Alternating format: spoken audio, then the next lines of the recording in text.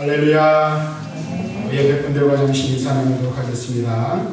당신의 모습에서 예수님의 얼굴을 봅니다. 당신의 모습에서 예수님의 얼굴을 봅니다. 네, 당신이 있어서 참 행복합니다. 당신이 있어서 참 행복합니다. 참 잘 오셨습니다. 참 잘 오셨습니다. 할렐루야. 네. 오늘 날씨가 참 청명하고 좋은 것 같습니다. 하나님의 은혜의 해가 우리에게 뜨겁게 비춰지는 역사가 있기를 바랍니다. 어떤 청년이 한 목사님을 찾아갔습니다.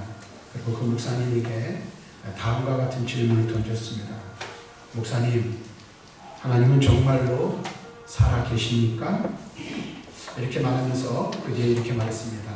설명하려고 하지 말고 살아 계시다, 아니면 아니다 라고 말씀해 주십시오. 그때 목사님은 이 청년에게 이렇게 말했습니다. 하나님은 분명히 살아 계십니다. 그랬더니 이 청년이 다시 한번 물었습니다. 그렇다면 목사님은 살아계신 하나님을 본 적이 있으십니까? 라고 물었습니다.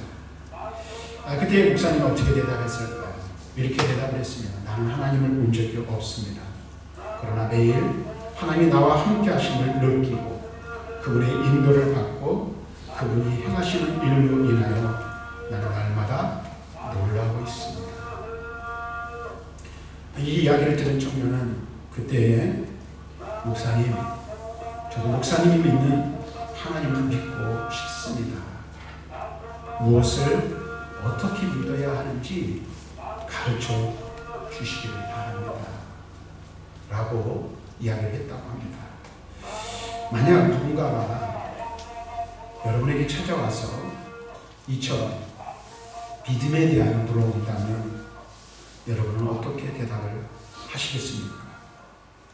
평소에 여러분이 고백하고 또 전할 수 있는, 증거할 수 있는 믿음의 내용은 과연 무엇입니까? 베드로 전서 3장 15절에서 베드로 사도는 이런 말씀을 하셨습니다. 너희 마음에 그리스도를 주로 삼아 거룩하게 하고 너희 속에 있는 소망에 관한 이유를 묻는 자에게는 대답할 것을 항상 준비하되 온유와 두려움으로 하고, 소망에 관한 이유를 묻는 자들에게 대답할 것을 항상 준비하고 라고 말씀하고 있습니다. 사랑하는 성도 여러분, 여러분에게 예수 신앙에 대해서, 예수 복음에 대해서, 믿음에 대해서 누군가가 여러분들에게 묻는다면 여러분은 어떻게 대답을 하시겠습니까? 우리는 전도라는 말을 많이 사용하죠. 근데 우리는 사람들을 전도할 때 복음을 전하고 예수 신앙을 전하기보다는 어떤 때는 엉뚱한 것을 전할 때가 참 많이 있다라는 것을 느낍니다. 뿐만 아니라 전도한다라고 말하면 단순하게 사람들을 교회로 인도하는, 데려오는 것으로 생각할 때가 많이 있다는 것이죠. 또 어떤 경우에는 교회 가자는 말조차 제대로 하지 못하는 경우들을 우리는 너무나 많이 우리의 삶 속에서 경험을 하게 됩니다. 왜 이런 일들이 일어날까 한번 생각해 보시길 바랍니다.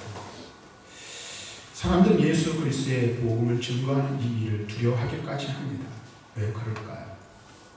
내가 믿는 믿음이 무엇인지 정확하게 알지 못하는 이들도 많이 있고, 또 무엇을 어떻게 전해야 할지 알지 못하는 경우가 너무나도 많이 있기 때문에 그런 것은 아닐까 하는 생각을 해보게 됩니다. 그래서 오늘 우리가 잘 아는 말씀, 마태복음 16장 16절부터 18절의 말씀을 통해서 우리는 세상 사람들에게, 아니 우리에게 복음을, 우리에게 믿음에 대하여 물어오는 자들에게 우리는 과연 무엇을 어떻게 대답할 것인가에 관한 이야기를 함께 나누기를 원합니다. 여러분들이 믿는 믿음을 무엇으로 설명할 수 있는지, 또 그것을 어떻게 이야기할 수 있는지를 다시 한번 생각해보는 그런 시간이 되기를 바라고, 이 말씀을 통해서 정말 해답을 찾을 수 있는 그러한 귀한 시간이 될 수 있기를 바랍니다. 우리는 먼저 분명히 알아야 할 것이 있습니다. 대답할 것이 없는 것이 아니라 대답할 줄 모르는 것이고, 무엇을 이야기해야 될지 모르는데 우리의 문제가 있다는 사실을 먼저 인식해야 할 필요가 있습니다. 해답은 어디에 있습니까? 이미 성경에 나와 있다라는 것입니다. 우리가 대답해야 할 내용을 우리는 어디서 찾아볼 수 있습니까? 복음서에서 찾아볼 수가 있습니다. 오늘 우리가 다 읽지는 않았지만 우리가 잘 아는 내용이죠. 어느 날 예수님께서 제자들에게 물으셨습니다. 사람들은 나를 누구라 하는 말하느냐. 예수님에 대해서 사람들이 어떤 생각을 가지고 있는지 예수님께서 제자들에게 물으셨습니다. 그때 제자들이 예수님께 선생님께 말합니다. 세례요한, 엘리야 또는 예레미야 혹은 선지자 중에 하나라고 한 사람이라고 말합니다. 그때 예수님께서 제자들에게 묻습니다. 그래? 그러면 너희는 나를 누구라고 생각하느냐? 라고 물으셨습니다. 그때 우리가 잘 아는 대로 나서기 좋아하는 베드로가 기독교 신앙 고백의 핵심을 이야기합니다. 주는 그리스도시요 살아계신 하나님의 아들이십니다. 베드로의 고백이 있습니다. 예수님께서 그 고백을 흡족히 여기셨고 그 고백에 대하여 다음과 같이 말씀하십니다. 이것은 사람이 아니라 하나님 아버지의 계시로부터 하나님께로부터 온 대답이다 라고 말씀하셨습니다. 그러면서 말씀하시죠. 이 신앙 고백 위에 이 믿음의 고백 위에 교회를 세우시겠다라고 말씀하시고 교회가 세워질 것이라고 말씀하셨습니다. 그래서 말합니다. 너는 베드로라 내가 이 반석 위에 내 교회를 세우리라 말씀하고 있습니다. 오늘 우리가 살펴볼 것은 먼저 예수님께서 이렇게 말씀하시는데 믿음의 고백, 신앙의 고백 위에 세워질 교회에 대하여 두 가지 약속을 해주시고 있는 것을 오늘 우리는 말씀을 통해서 볼 수가 있습니다.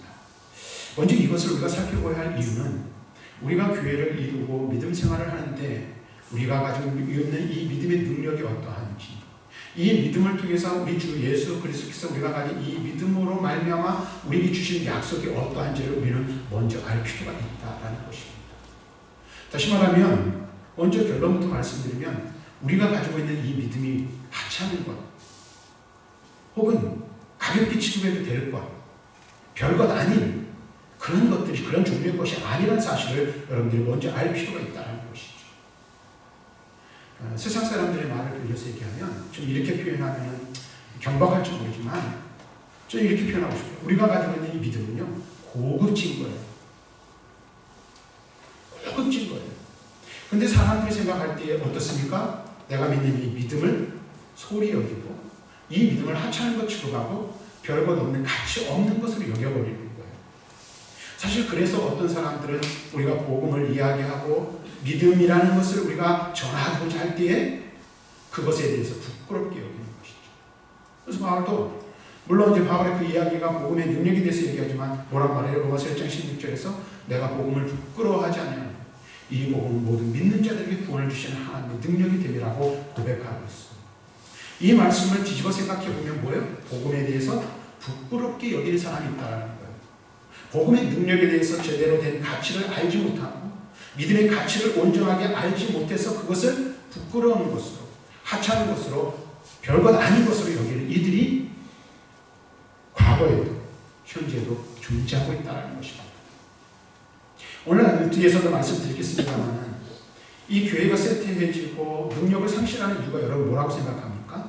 복음의 능력을 상실한 데 있고 복음의 능력을 하찮게 여기는 데 있다는 사실을 여러분들이 분명하게 알아야 한다는 것이죠. 근데 오늘 어쨌든 예수님께서는 우리가 함께 읽은 이 말씀 속에서 믿음의 고백 위에 교회를 세우고 그 교회에 대하여 다음과 같은 두 가지 약속을 해주고 있어요. 그것이 무엇입니까? 첫째는 교회는 영원한 승리의 공동체가 될 것이라는 약속을 주시고 있다라는 것입니다. 그래서 16장 18절 말씀에 보면 뭐라고 말합니까? 음부의 권세가 이기지 못하리라. 음부의 권세가 이기지 못할 공동체가 교회 공동체라고 말씀해 주고 있는 거예요. 믿음의 반석 위에 굳게 선 공동체는 음부의 권세가 해하지 못하고 범접하지 못하는 그러한 승리의 공동체가 될 것이라는 사실을 말씀해 주고 있다는 것입니다. 그리스도를 살아계신 하나님의 아들로 고백하는 신앙 고백 위에 세워진 교회, 그 교회는 이 세상에서 존재하는 동안 여러 가지 많은 시험을 당하고 환난을 당하고 유혹을 당하고 박해를 당하고 어려운 세력들에게 도전해오는 그 도전을 직면하게 될 것입니다. 그런데 우리가 시험 가운데, 환난 가운데, 어려움 가운데, 어둠의 세력이 그 도전 앞에 우리가 서지만 그리스도께서 어둠의 권세를 이기시고 승리하신 것처럼 교회는 반드시 승리하게 될 것이고, 어둠의 세력, 마귀, 사탄의 세력이 교회를 넘보지 못하면 넘어뜨리지 못할 것이라고 우리 주님께서 우리에게 분명히 말씀해 주고 있는 것입니다. 이것을 약속해 주고 있어요. 그래서 하나님의 교회는 영원할 것입니다. 하나님의 교회는 누가 책임지십니까? 세우신 하나님께서 책임져 주시고 지켜주시며 붙들어 주실 것이라는 사실을 우리는 분명하게 알아야 하는 것입니다. 그러므로 하나님의 교회는 쇠하지 않습니다. 패배하지 않습니다. 그런데 여러분 한번 보십시오. 앞에서 잠깐 말씀드렸습니다마는 오늘 이 시대 한국교회를 바라보고 세계교회를 바라볼 때 그럼 왜 교회는 쇠퇴하는가? 한국교회에서 점점 교회가 영향력을 상실해버리고 상실해가고 있는가? 이것은 도대체 무엇으로 어떻게 설명할 수 있겠는가 하는 것입니다.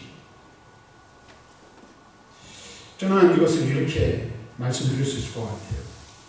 하나님, 그리고 하나님이 세우신 하나님의 교회는 쇠하지도 않고 패배하지도 않지만 우리의 신앙이 쇠퇴하고 우리의 연약한 믿음 때문에 우리 자신이 패배하게 되는 것이다 라는 것입니다.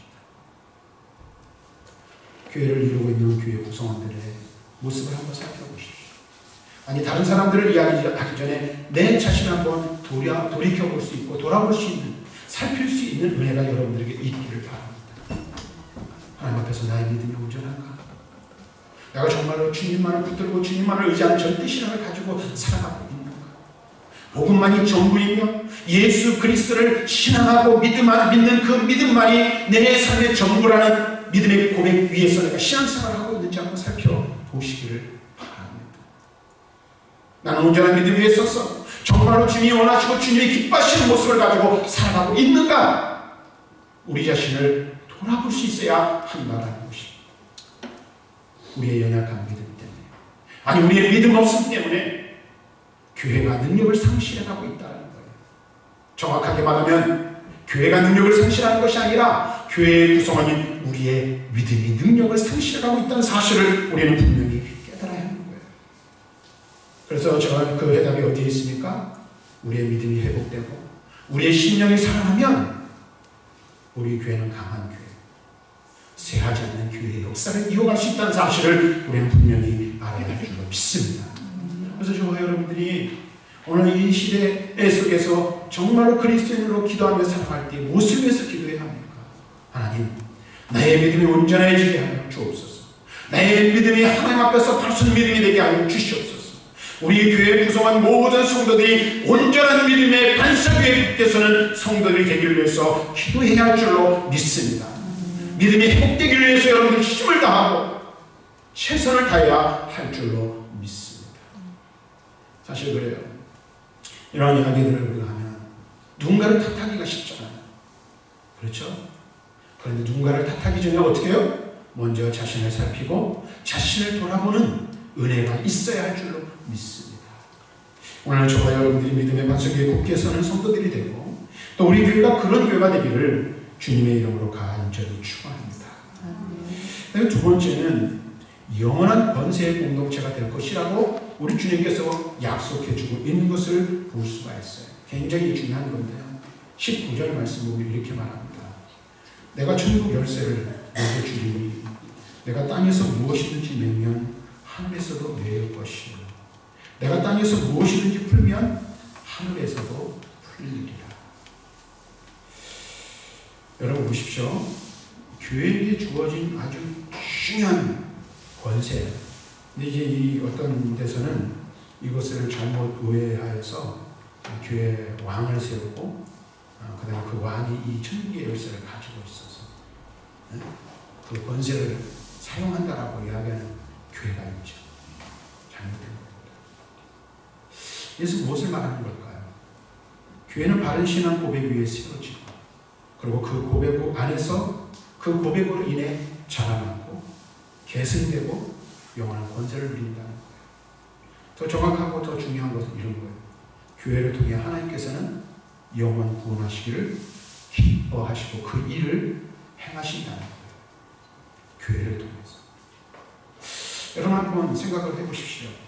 우리는 교회를 통해서 복음을 접하고 복음으로 말미암아 구원받고 하나님의 자녀가 됩니다. 그게 교회가 하는 역할이에요. 여기서 중요한 건 이거예요. 오늘날 출산율이 굉장히 저조하잖아요. 아이를 낳지 않는 사람들이 점점 늘어가고 있어요. 그러니까 인구가 줄는 거죠. 근데 교회의 중요한 역할 중에 하나가 뭐냐면 교회는 신자의 어머니로서 영적인 생산을 해내는 공동체가 되어야 되는 거예요. 이 말은 무슨 말이냐면 죽었던 영혼이 교회를 통하여 예수 믿고 구원받는 변화의 역사, 새 생명의 역사가 날마다 나타나야 된다는 거예요. 그런데 여러분 한번 보십시오. 우리 교회도 그렇고요. 오늘 대부분의 한국 교회들이 어떻습니까? 영적인 재생산의 역사가 원만하게 이루어지고 있습니까? 한국 사회와 비슷해요. 자녀를 낳지 않아요. 자녀를 낳지 못하는 분들이 많이 있어요. 그리고 혼자 세상을 삶을 즐기려고 하는 경우들이 많이 있어요. 근데 영적인 모습이 오늘날 한국교회 모습과 별반전이 다르지 않다고 생각을 해요. 오늘날 교회 안에서 신앙생활하는 성도들이 어떻습니까? 나만 좋으면 되지. 나만 은혜 받으면 되지. 나만 편하면 되지. 그래서 다른 사람들 생각하지 않고 공동체를 생각하지 않고 교회가 교회로서의 그 기능을 다하고 그 역할을 다하는 일에 헌신하지 않으려고 합니다. 이것이 오늘 한국교회의 현실이에요. 오늘 우리가 어떤지. 교회는요, 교회를 통해서 우리가 구원받고 하나님의 거룩한 자녀가 된 것처럼 교회를 통해서 끊임없이 생명의 역사가 나타나야 하는 거예요. 그리고 그 권세를 예수 그리스도께서 어떻게 해요? 믿음의 고백 위에 세워진 교회에게 약속하고 있는 거예요. 그래서 교회는 종교개혁가들은 신자의 어머니라고 말하고 있어요. 그리스도인들은 교회를 통해서 믿음의 길에 들어섭니다. 교회에서 세례를 받게 되죠. 그리고 그 세례를 통하여 믿음을 공적으로 고백하게 되는 겁니다. 뿐만 아니라 교회에서 행해지는 성례절을 통해서 어떻게 해요? 하나님의 은혜를 항상 받고 누리며 살아가게 되는 거예요. 또 중요한 것이 무엇입니까? 교회 안에서 우리는 하나님 나라에서 이루어질 교제를 미리 맛보며 살아가는 거예요. 이 권세를 교회에게 주셨어요. 근데 그 기능 중에 하나가 뭐냐면 사람이 자라나 성장해서 결혼을 하면 자녀를 생산하듯이 교회는 어떻게 해야 된다는 거예요? 새 생명을 계속해서 생산해내야 된다는 거예요. 근데 여러분 한번 보세요. 이게 무엇으로 가능합니까? 어떻게 영적인 재생산이 이루어질 수 있을까요? 교회에게 이미 권세를 주어졌어요. 교회를 통해서 하나님께서 영혼을 구원하시겠다고 하셨어요. 근데 그 영혼을 구원하고 재생산의 새 생명의 역사를 일으키는 방법이 무엇입니까? 바로 믿음의 고백을 통하여 복음을 증거하는 거예요. 복음을 증거하고 말씀이 전파되지 않으면 새 생명의 역사는 이루어질 수가 없는 거라는 거죠. 교회에게는 무엇이 이루어졌어요? 새 생명, 영혼을 구원할 수 있는 권세를 주셨는데 그것이 무엇을 통해서 주는 거예요? 복음의 능력과 복음의 권세를 증거하고 사용하는 것을 통해서 그 역사가 나타나게 된다는 겁니다. 그래서 교회가 역사하는 교회, 하나님의 능력을 나타내는 교회, 이 시대와 세상을 향해서 영향력을 행사하는 교회가 되려면 다른 거 하면 안 돼요. 오늘날 한국교회에 지금 문제가 되는 일이 있죠. 한국기독교 총연합회 한 분이 대표회장이 되셨는데 정치를 하시겠다고 해서 지금 보수 기독교 언론들에게 정치인들에게 공박을 받아요. 물론 개인 어떤 신앙의 사상이나 차이에 있어서 생각이 다를 수 있지만 교회는 세상을 정치하기 위해서 존재하는 것이 아닙니다. 교회를 이 땅에 세우신 목적이 무엇입니까? 물론 복음으로 세상을 변화시켜야 되죠. 그런데 그것은 복음을 증거하고 영혼을 구원하는 쪽에서 그 일을 하는 거예요. 그게 목사의 사명이요, 성도의 사명이고 교회의 사명이며 교회의 존재, 목적이라는 사실을 우리는 분명하게 기억해야 합니다. 우리 교회도 마찬가지예요. 오늘 이번 노공리에 46년 전에 이곳에 교회가 세워졌어요. 여러분들이 이 노곡진 교회에 와서 신앙생활하고 믿음의 삶을 살아가요. 그런데 우리 교회가 만약에 세상의 영을 복음을 전하지 않냐고, 여러분 한 사람 한 사람의 영혼을 구원하고 신령을 변화시키며 복음으로 세상을 변화시키고자 하는 삶을 살아내지 않는다면 교회의 기능을 상실해버린 것이고 그리스도로서 우리는 미적격자가 되어버리고 만다는 사실을 잊지 말아야 한다는 것입니다. 교회는 무엇 해야 돼요? 성도는 어떠한 삶을 살아야 돼요? 때를 얻든지 못 얻든지 복음을 증거하고 영혼을 구원하는 일을 힘써야 하는 겁니다. 이게 교회의 사명이요 성도들의 사명이라는 거예요. 이것이 근데 어디서부터 시작되는가? 바른 믿음의 고백에서부터 시작된다는 거예요. 그래서 교회는요 신앙을 계승하고 그것을 발전시켜야 할 사명과 책임이 있는 거예요. 여러분에게도 마찬가지죠. 여러분들이 예수 믿으면 나만 예수 믿고 구원받으면 끝나는 게 아니라 어떻게 해요? 그것을 계승시켜야 돼요. 그리고 그것을 발전시켜야 돼요. 하나님 나라를 그래서 그것을 통해서 뭐 해나가야 되는 거예요? 확장시켜 나가야 되는 거예요. 언제까지? 주님 오실 때까지. 그것이 교회가 감당하고 이 땅에서 이 시대를 살아가는 그리스도인들이 감당해야 할 사명이라는 것을 알아야 한다는 것입니다. 이것이 바로 바른 신앙, 바른 믿음의 삶이라고 말할 수 있어요. 자, 그런데 제가 말씀드리고자 하는 건 이런 거예요. 그럼 교회가 이런 역할을 바르게 감당하고 우리가 이렇게 바른 신앙 생활을 하기 위해서 필요한 것이 무엇인가? 어떻게 그 일이 시작될 수 있는가? 그것은 바른 믿음의 고백에서부터 출발한다는 사실입니다. 앞에서 말씀드렸죠. 사람들이 복음을 증거하는 걸 두려워해요. 왜 그럴까요? 내가 믿는 믿음이 무엇인지 모르는 거예요. 내가 교회를 다니긴 다니지만 내가 어떤 믿음을 가지고 있고 그 믿음의 알맹이가 무엇인지 잘 알지 못하니까 선뜻 내놓을 수가 없는 거예요. 왜? 자기 자신도 모르는데 확신이 없는데 거기에 대해서 자세하게 설명할 수 없는데 어떻게 내놓겠냐는 거죠. 그래서 우리가 먼저 정리해야 될 것은 우리의 믿음에 대하여 나는 어떻게 고백해야만 하고 어떻게 고백할 수 있는가가 정리되는 게 중요한 거예요. 물론 하나님 시간과 공간을 초월해서 역사하시는 분이시죠. 우주보다 크시고 영원하신 분이시기에 각자 만나는 하나님이 다르고 신앙 고백이 다를 수 있을 수 있어요. 신앙 간증이 다를 수 있잖아요.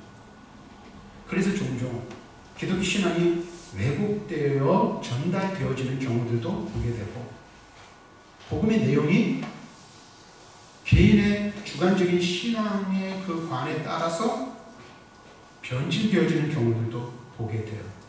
그래서 오늘날 이단이 생기고 사이비 종교가 생겨나게 된 것도 사실입니다. 그래서 인해서 기독교는 무엇을 정리할 필요가 있었어요? 신앙의 그 고백의 요소를 다르게 정리할 필요가 기독교 역사 속에서 있었다는 거예요. 그래서 그 결과 오늘 우리가 예배 중에 고백했던 신앙 고백이라는 것, 사도신경이라는 것이 탄생하게 되는 것입니다. 오늘 우리가 고백하는 사도신경은 사도들 개인의 신앙 고백에서부터 시작했어요. 그리고 세대 눈답형 고백으로 그것이 발전하게 되었습니다. 그리고 또 교회의 역사 속에서 끊임없이 발생하는 이단 사설에 대항하면서 사도신경은 지속적으로 보완되고 보충되어져 왔어요. 그리고 그 과정을 거쳐서 750년경 오늘 우리가 사용하는 공인 원본으로 사도신경이 확정되었던 것입니다. 이후 세례를 받을 때만 국한되지 않고 공적인 모든 예배 시간에 그리스도인들이 함께 고백하는 신앙을 다짐하는 신앙 고백으로 이것을 우리가 사용하게 된 것입니다. 제가 왜 이런 말씀을 드리냐면 우리가 마치 어떤 경우에는 그냥 주문을 외우듯이 사도신경을 외우잖아요. 그 의미도 뜻도 생각하지 못할 때가 많아요. 쉬 하고 지나가 버리잖아요. 근데 그것이 어떻게 형성되었고 그 속에 무엇이 담겨져 있는지를 알면 우리가 고백하는 신앙이 무엇인지 알 수 있다는 거예요. 그것을 말씀드리려고 하는 거예요. 그래서 종교개혁자 마틴 루터라든지 존 칼빈이라든지 요한 웨슬레 같은 경우도 교회의 교본을 삼을 만큼 이 사도신경, 신앙 고백은 굉장히 중요한 것, 소중한 것으로 여겼습니다. 여러분 한번 보십시오. 여러분은 신앙인으로서 어떤 신앙 고백을 하고 있습니까? 예수 신앙이 여러분들에 의해서 바르게 고백되어지고 그것이 개선 발전되어지고 있습니까? 사도 바울은 바른 예수 신앙의 개선에 대해서 우리들에게 이렇게 말씀해주고 있습니다. 제가 이 말씀만 드리고 오늘 말씀 정리하고 다음 주에는 우리가 고백하는 신앙 고백의 내용을 통해서 우리가 정립해야 될 믿음의 고백이 무엇인지를 함께 생각해 보려고 합니다. 갈라디아서 1장 8절에서 이렇게 말합니다. 그러나 우리나 혹 하늘로부터 온 천사라도 우리가 너희에게 전하는 복음 외에 다른 복음을 전하는 저주를 받을 것이라. 또 빌립보서 4장 8절과 9절에 이렇게 말합니다. 끝으로 형제들아 무엇에든지 참되며 무엇에든지 경건하며 무엇에든지 옳으며 무엇에든지 정결하며 무엇에든지 사랑받을 만하며 무엇에든지 칭찬받을 만하며 무슨 덕이 있든지 무슨 기림이 있든지 이것들을 생각하라. 너희는 내게 배우고 받고 듣고 본 바를 행하라. 그리하면 평강의 하나님이 너희와 함께 계시리라. 우리 믿음의 고백이 어떠해야 하는지, 또 온전한 믿음의 고백과 그렇지 못했을 때 어떤 것인지를 우리에게 말씀해 주고 있습니다. 우리는 무엇을 보고 무엇을 배웠으며 무엇을 본받고 있는지를 생각해 보시기 바랍니다. 또 그것을 토대로 해서 우리는 어떻게 신앙을 고백하고 믿음을 고백하고 있는지 우리 자신을 돌아볼 수 있는 은혜가 있기를 바랍니다. 나의 믿음은 온전한 믿음인가? 나는 온전한 믿음의 고백을 하며 그 믿음을 따라 살아가고 있는가? 그 앞에서 말씀드린 것처럼 우리에게 누군가가 와서 믿음이 무엇입니까? 당신이 믿는 하나님은 어떤 분이십니까? 라고 묻는다면 언제든지 어떠한 상황 가운데 있든지 내가 믿는 믿음을 이야기하고 신앙을 고백하며 그 고백의 내용이 무엇인지를 올바르게 전할 수 있는 저와 여러분들로 준비되기를 주님의 이름으로 간절히 축원합니다.